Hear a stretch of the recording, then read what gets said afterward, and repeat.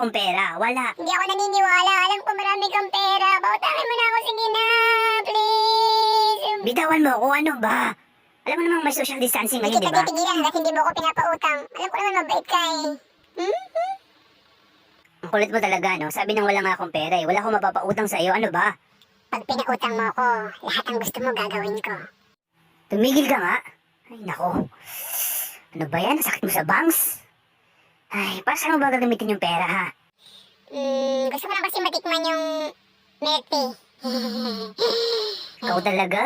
Akala ko kung saan mo gagamitin Sandali, yung pasensya ka pera. na sa kapatid ko. Hindi pa kasi nakakatikim ng milk tea to eh. Ah, ganun ba? Ay, nako, kawawang nilalang. Ito lang masasabi ko, Hindi talaga masarap yung milk tea. Sa picture lang siya mukhang masarap. Lasang tae nga eh. Una na ako. Sandali, sandali. Paano mo nalaman yung lasa ng tae, ha? Paano mo nalaman yung lasa ng tae? Sabihin mo. Ano ba? Tumayo ka nga dyan. Nakakahiya ka. Ano ba? Lasang tae nga daw. Di ba lasang tae?